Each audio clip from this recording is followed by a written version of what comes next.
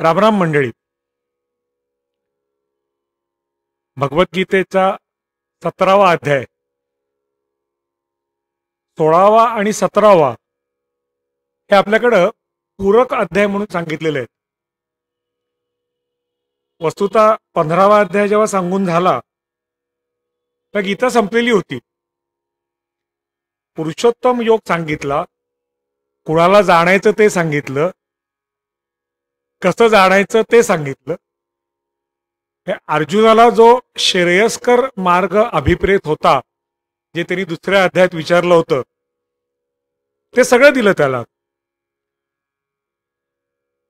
मग का सांगितलं हे पुढचं? तर हे पूरक अध्याय म्हणून सांगतात. 16व्या अध्यायामध्ये दुर्गुण आणि सद्गुण सांगितले. प्रामुख्याने दुर्गुण जास्त सांगितले, सद्गुणी सांगितले. म्हणजे काय काढून टाकायचंय आणि काय धारण करायचंय हे सांगितलं. आणि 17व्या अध्याय श्रद्धात्रय विभाग योग, सात्विक, राजस आणि तामस अशा 3 प्रकारच्या प्रवृत्ती असतात. आपण सर्व ह्या 3 प्रकारापैकी एका कुठल्या तरी प्रकारात मोडतो.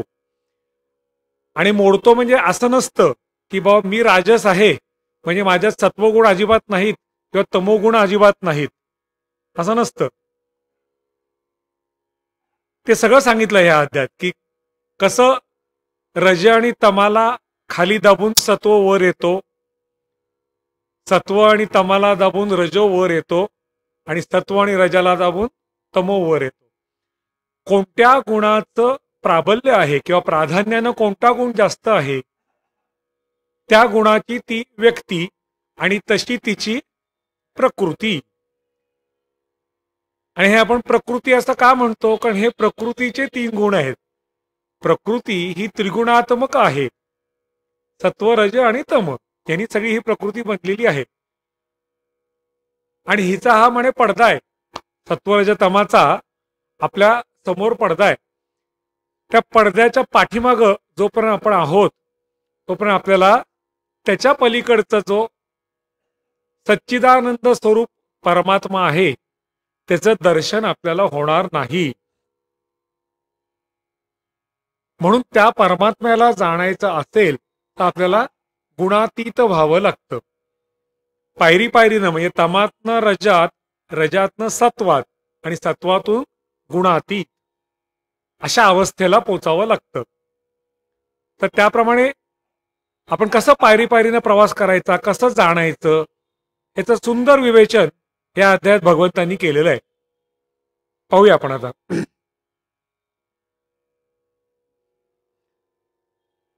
त्रिविधा भवती श्रद्धा देहिनां सा स्वभावजा, सात्विकी राजसी चैव तामसी चेति तां शृणु.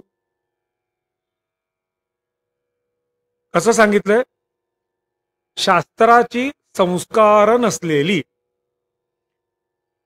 केवळ स्वाभाविक जी श्रद्धा असते, श्रद्धेत थोडक्यात त्यांना 2 प्रकार अभिप्रेत आहेत.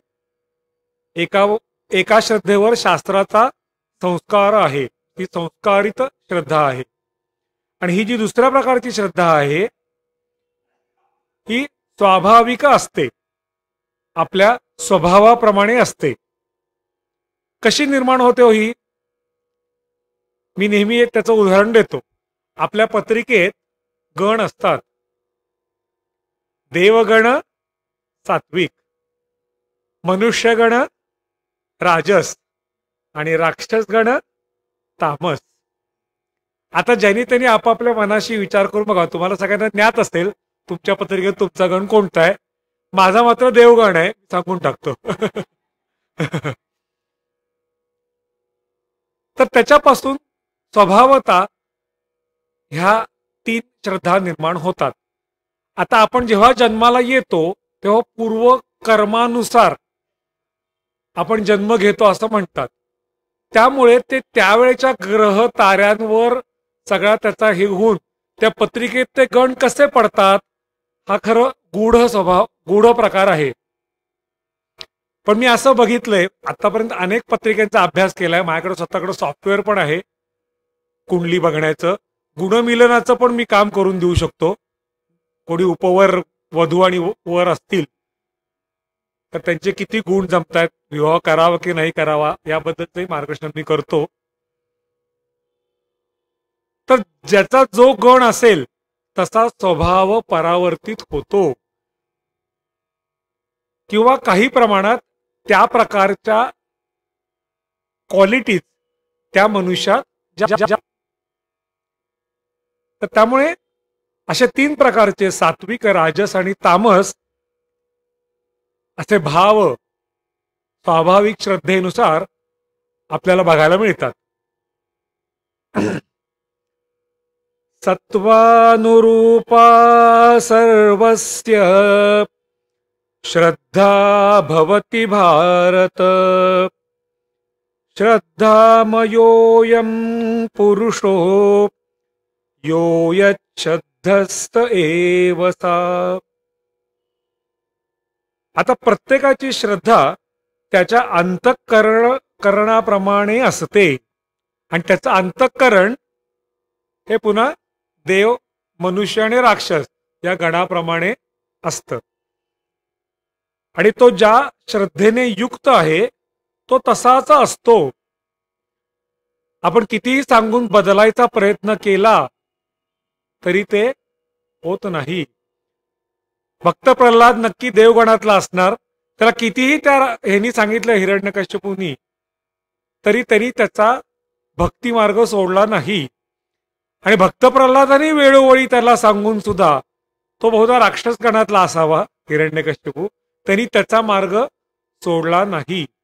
विष्णूचा द्वेष तो सदैव करत राहिला. त्यामुळे तो तसा असतो, तसाच तो राहतो, तेच त्याचं स्वरूप असतं. यजन्ते सात्विका देवान यक्ष रक्षांसि राजसाः प्रेतान् भूतगणांश्चान्ये यजन्ते तामसा जनाः. आता जे ज्या धारणेचे असतात, ज्या श्रद्धेचे असतात ते पूजन पण तसंच करतात. सात्विक लोक देवांची पूजा करतात. राजस लोक यक्ष आणि राक्षसांची पूजा करतात. आणि जे तामस लोक असतात ते प्रेत आणि भूतगण यांची पूजा करतात. ते त्यांच्या ह्यांना मानतात आणि त्यांची पूजा करतात. आणि आपल्याकडे मनुष्यात हे असे अनेक प्रकारचे भूतपिशाचाची पूजा पण खेडेगावात बघायला मिळते. मग त्याला अगदी नरबळी द्यायला लागला तरी तो दिला जातो, का तर तो देव प्रसन्न व्हायला पाहिजे. म्हणजे त्याच्यासाठी ते कोणत्या पराकोटीची ती भक्तीच आहे एक प्रकारची, फक्त विरुद्ध भक्ती आहे ती. रावणाने केली ती भक्तीच होती, फक्त ती विरुद्ध भक्ती होती. कंसाने केली ती पण भक्तीच होती, त्याला जळीस्थळी काष्टी पाषाणी कृष्णच दिसत होता, फक्त तो वाईट नजरेनं पाहत होता. तर मी भक्त नाहीये असं जो म्हणतो तीच त्याची भक्ती आहे. भक्त सगळेच असतात, फक्त त्यांचा दृष्टिकोन हा वेगळा असतो. तर अशा प्रकारे वेगळ्या यांची पूजा करणारे लोक आपल्याला त्यामुळे सापडतात. अशास्त्रविहितं घोरं तप्यन्ते ये तपोजनाः दंभाहंकार संयुक्ता कामरागबलान्विताः कर्षयन्तः शरीरस्थं भूतग्राममचेतसा मां चैवान्तः शरीरस्थं तान् विद्यासुरनिश्चयान्. काय सांगितलं? जे शास्त्र विधिहीन घोर तप करतात व दंभ व अहंकाराने युक्त होऊन, दंभ म्हणजे काय? आपल्याकडे जे नाही ते आहे असं भासवणे, दांभिकता, खोटं. आणि अहंकार, अहंकार आपल्याला माहिती आहे, हे मी केलं याचा असलेला फाजील अभिमान, अभिमान असावा की त्याशिवाय कर्म होत नाही, पण फाजील नसावा. आणि कामना, आसक्ती आणि बल ह्यांचा पण त्यांना अभिमान असतो. ते शरीर, मन आणि इंद्रिये आणि अंतःकरणात राहणाऱ्या ईश्वराला कृश करतात. ईश्वराला, शरीराला, मनाला आणि त्रास देतात, अत्यंत पीडा देतात ते. असे जे लोक आहेत, मूढ म्हटलंय त्यांना. परत मूढ हा शब्द 3-4 ठिकाणी भगवंतांनी याच्यात वापरलेला आहे गीतेत. अज्ञानी अशा स्वरूपाचा तो शब्द आहे खरं म्हणजे. तर ते आसुरी स्वभावाचे लोक असतात. पुढं भगवंत सांगतात, आयुस्तत्व बलारोग्य सुख प्रीती विवर्धना रस्त्या स्निग्धा स्थिरारुद्या आहारा सात्विक प्रिया. सात्विक लोक कशा प्रकारचं अन्न सेवन करतात किंवा त्यांना आवडतं, प्रिय असतं, त्याचं वर्णन ह्याच्यात आलेलं आहे. आपण सर्व ह्या प्रकारचं अन्नच खातो, कारण आपण सर्व सात्विक आहोत हे निश्चित आहे. जरी तुमचा गडाबद्दल मी बोललो, कोणताही गड असला तरी तुम्ही सगळे सत्वयुक्त आहात. तुमचं मुमुक्षत्व निश्चित जागृत झालेलं आहे, म्हणून तुम्ही इथं रोज येता. ईश्वर म्हणजे काय हे जाणून घ्यायची इच्छा आणि त्याचे मार्ग हे जाणून घेण्याकरता मनुष्य ह्या मार्गाला लागतो. नाहीतर आता इतकी सगळी लोक पुण्यात वावरत आहेत, त्यातली एवढीच लोक इथं का आली, बाकीची का नाही आली? आमच्या पिढीतलं तो कोणीच नाही आलेलं दिसत आहे मला, नेहमीच दिसत नाही. म्हणजे ते त्यात काही नवीन नाही. आता अर्थात मी पण हळूहळू तुमच्या पिढीत यायला लागलोय कारण 50 हे झाली ना, क्रॉस झालेली आहे त्यामुळे. तर असं सगळं ते एकात एक शी संलग्न आहे. ते आयुष्य, बुद्धी, बल, आरोग्य, सुख, प्रेम हे वाढवणारे अन्न नेहमी सेवन करायचं. काय गुणधर्म सांगितले बघा सगळे. कोणत्याही जो कोण डायट्रिशियन असतो ना, त्यांनी ह्या श्लोकाचा अभ्यास करावा लोकांना डाएट देताना. 17व्या अध्यायातला 8वा श्लोक बस. तर तो अर्थसहित त्यांनी लिहावा त्याच्या कन्सल्टिंग रूम मध्ये. पुढे सांगितलंय, रसयुक्त स्निग्ध, ज्याच्यात तूप आहे, तेला स्निग्धता नसते, ही फक्त तुपात असते. शरीरात जास्त काळ टिकणारे, 8 साडेआठला जाऊन पावभाजी खाऊन आलं तर 10 वाजता जर का भूक लागत असेल तर त्याचा अर्थ ते अन्न शरीरात टिकत नाही. दुसऱ्या दिवशी नाश्त्यापर्यंत भूक लागली नाही पाहिजे, तर रात्रीचं जेवण बरोबर झालं.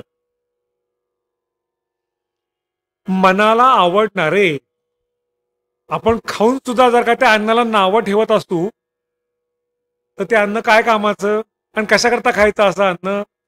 बरेच वेळा हॉटेलमध्ये गेलं की असा अनुभव येतो, एवढ्याला मागवतो, उजवा कॉलम भरपूर जास्त असतो हे दराचा तरी मागवतो, आणि नंतर खाऊन हे काय दिलं, हे कशाला एवढ्याले पैसे घेतात हे नंतर म्हणायचं.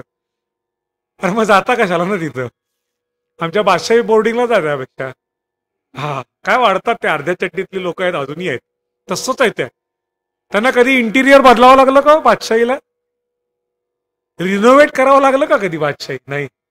मी 83 सालापासून जातोय, पण तेव्हापासून आजपर्यंत जेवणाच्या क्वालिटीत काही फरक नाहीये, आणि गर्दीत म्हणाल तर त्याच्यातही काही फरक नाहीये.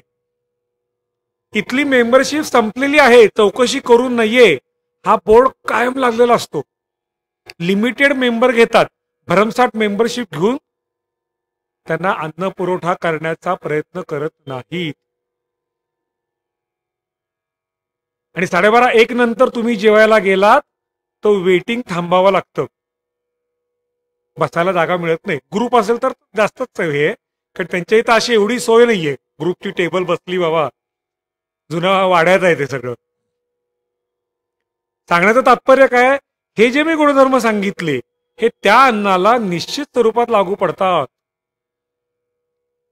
ज्या जेवणाचा मी एक साधं हे सांगतो नेहमी, ज्या रात्रीच्या जेवणाचा दुसऱ्याशी सकाळी तिकडे गेलेला असताना त्रास होत नाही ते जेवण उत्तम.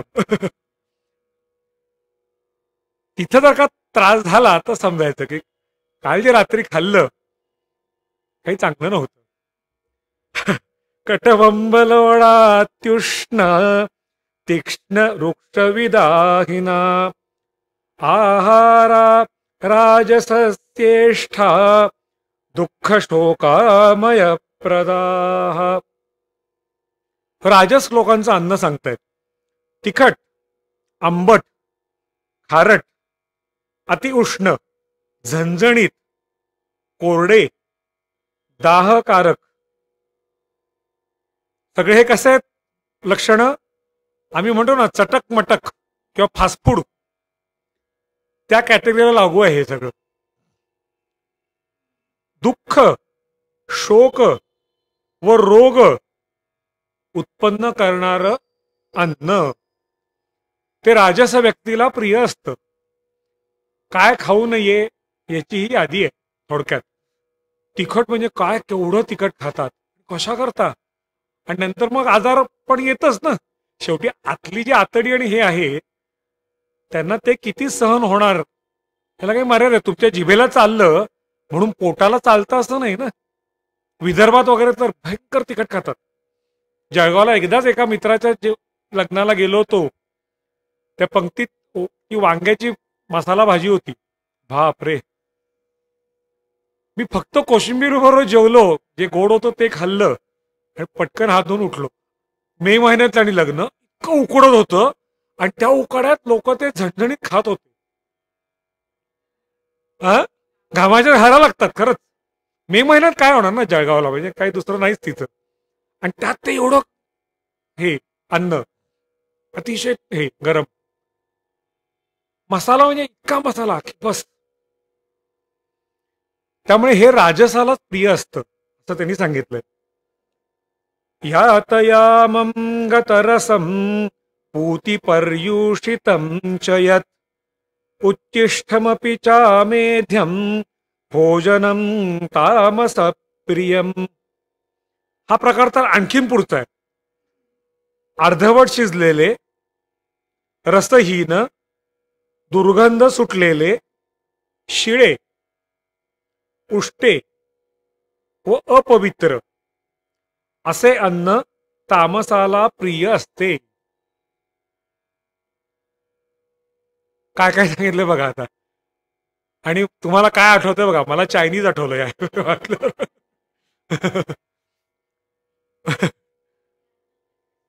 हा अर्ध कसलं शिजलेलंच असतं आणि ते कधीतरी सकाळी उकडून ठेवलेलं असतं.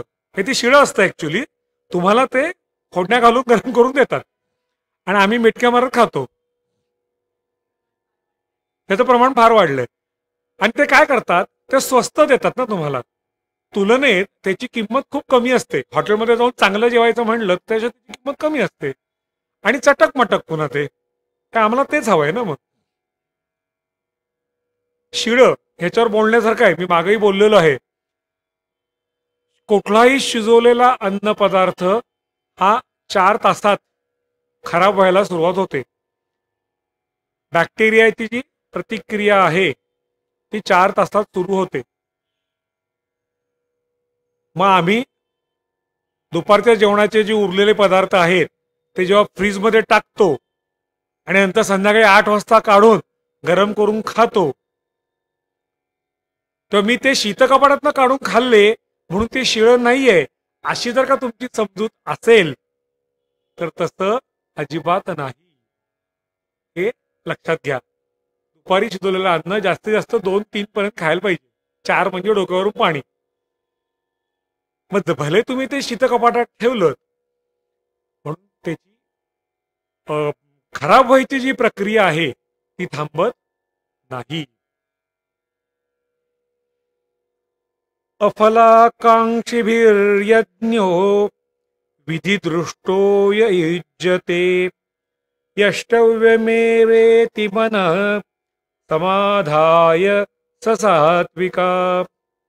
आता यज्ञाचे या प्रत्येक गोष्टीचे 3 प्रकार त्यांनी सांगितलेले आहेत. यज्ञ कसा म्हणे, शास्त्रविधीनं केलेला आणि हे माझं कर्तव्य कर्म आहे या भावनेनं केलेला. म्हणजे काय, तर काहीतरी गोष्ट मागण्याकरता किंवा मिळवण्याकरता यज्ञ करायचा नाही. संकल्प विकल्प टाका म्हणूनच सांगितलंय ना. तर त्यामुळे कर्तव्य आहे माझं हे, हा यज्ञ करणं, त्या देवाला या आहुत्या देणं हे माझं कर्तव्य आहे, म्हणून मला हे करायचंय. फळाची अपेक्षा न ठेवता, म्हणजे आत्ता सांगितलं तसं, आणि सात्विक भावानं, सत्वयुक्त, म्हणजे ब्राह्मणांना व्यवस्थित दान दक्षिणा देऊन त्यांना व्यवस्थित जेवायला घालून आलेल्या पाहुण्यांचा आदर सत्कार करून असा केलेला हा सत्वयुक्त भाव आहे. तो यज्ञ सात्विक होय. विधिहीनम असृष्टानम मंत्रहीनम अदक्षिणम श्रद्धाविरहितं यज्ञं तामसं परिचक्षते. शास्त्रविधीला सोडून केलेला अन्नदान रहित, शास्त्राचे कोणतेही नियम पाळायचे नाहीत, आपल्या मनाला येईल तसं करायचं, अन्नदान रहित, दुसऱ्या कोणाला काहीही द्यायचं नाही, याचकाला संतुष्ट करायचं नाही, मंत्रहीन, मंत्र पण धड म्हणायचे नाहीत, काही नाही, दक्षिणारहित, म्हणजे जे पंडित तुमचा यज्ञ सज्ज करायला येतात त्यांना दान दक्षिणा पण द्यायची नाही, आणि श्रद्धा नसलेला असा जो यज्ञ आहे तो तामस प्रकारचा यज्ञ सांगितलेला आहे. असा यज्ञ आपण केव्हाही केलेला नाही पाहिजे. देवद्विज गुरु प्राज्ञ पूजनम शौचमार्जवम ब्रह्मचर्यम अहिंसा च शारीरम तप उच्यते. अन्न झालं, मग यज्ञ झाला, आता तप सांगितलंय. देव, ब्राह्मण, गुरु आणि ज्ञानीजन, जो ज्ञानी मनुष्य आहे असा कोणीही, यांचे पूजन करणे. तप म्हणजे कशी संकल्पना मांडली आहे बघा. असं कुठेही म्हटलं नाहीये की एका पायावर उभं राहा, काय 10 दिवस आणि काही खाऊ पिऊ नकोस आणि नामस्मरण कर, जे राक्षसांनी केलं तप. आणि प्रसन्न होऊन मागितलं काय, तर आम्हाला अमर कर, सगळ्यांनी तेच मागितलं. दिलं त्यांना ते हे, पण त्याच्यात काहीतरी मेख ठेवली आहे भगवंतांनी, आणि त्या मेखेकरता अवतार घेतलाय आणि मारलंय. उदाहरणार्थ रावणाने तप केल्यावर त्यांनी काय सांगितलं, देव आणि दानव या दोघांपैकी कुणाकडूनही मला मृत्यू येऊ दे नको. त्याला काय वाटलं, मानव काय भुरटा आहे, तो काय करणार मला, त्याचा काही संबंधच येत नाही मला मारण्याचा. म्हणून मनुष्य अवतारच घेतला विष्णूनं, आणि त्या मनुष्य अवतारात त्याला मारलं, रावणाला मारलं, म्हणजे शेवटी तो मेलाच. तर त्यामुळे ह्या सर्वांचं पूजन करायचं. पवित्रता, पवित्र, जे प्रकृतीच्या अतीत ते पवित्र, व प्रकृतीच्या अतीत जी तत्व सांगितली आहेत ती धारण करणं म्हणजे पवित्रता. सरलता, सरळ असणं स्वभावाने कायम. ब्रह्मचर्य, ब्रह्मचर्य व्रताचं पालन करणं. आणि अहिंसा, हे कृत, कारित आणि अनुमोदित यापैकी कोणतीही हिंसा न करणं ही झाली अहिंसा. आणि काया वाचा मनानं कोणालाही न दुखवणं हे शारीरिक तप आहे.